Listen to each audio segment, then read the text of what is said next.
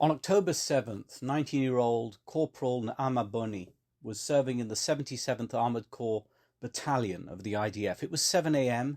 and she was standing guard at the entrance of the Zikim military base just north of Gaza. Soon after, it had come under intense rocket fire. Suddenly, out of nowhere, dozens of Hamas fighters arrived at the base on motorcycles, trucks and tractors, armed with high-caliber rifles and RPGs. Minutes earlier, these terrorists had broken through the Gaza-Israel barrier and raced toward the base, intending to take it over and murder all the soldiers stationed there. Naama called for reinforcements and was quickly joined by 3 soldiers who rushed to the gate without their uniforms on, and also by a member of the 13th Battalion of the Golani Brigade who had been stationed at the rear of the base. In the fierce exchange of fire that followed, Naama was wounded, as was her Golani colleague, and they both sought cover. It was at this point that Naama messaged her family. "I care deeply for all of you," she texted. "I have a head injury and a terrorist nearby might start shooting at me. I am now with an injured soldier from the Golani Brigade and no reinforcements are available." Soon afterward, she texted again. "There is a terrorist here who won't go away. I can hear someone screaming, and it looks like someone has been killed." That was her last text. Naama's body was discovered later that day when the invading terrorists were all finally killed.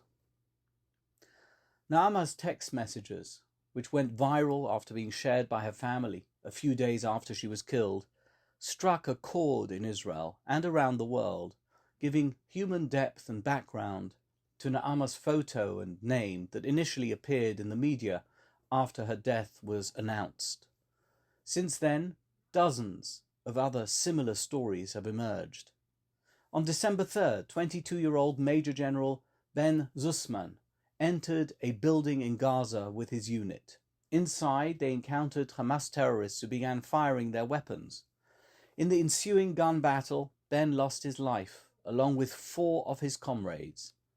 The following week, Ben's parents revealed a letter he had written to them to be opened only if he became a casualty of war. "I am writing this message to you on the way to the base," his letter began. "If you are reading this, something must have happened to me." What followed was both poignant and heartbreaking. As you know, there is probably no one happier than me right now. I had the privilege of fulfilling my dream and vocation, and you can be sure that I am looking down on you and smiling. I will probably sit next to Grandpa. Finally, he added that if God forbid his family had to sit shiva for him, make sure it is a week of friends, family and fun. Adi Leon, an IDF staff sergeant of 20, also left a letter for his family. They received it after he was killed in a gun battle on October 31st, the first day of the ground incursion into Gaza. "I go out to fight this war with the knowledge that I am not certain I will return. But I believe with a full heart in what I am doing.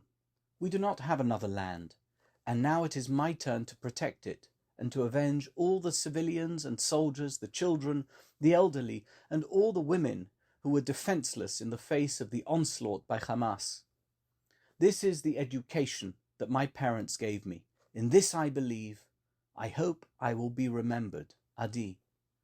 The letter gained widespread attention and was quoted by President Isaac Herzog. That same week, Adi's aunt shared his favourite chocolate cake recipe, and that went viral too.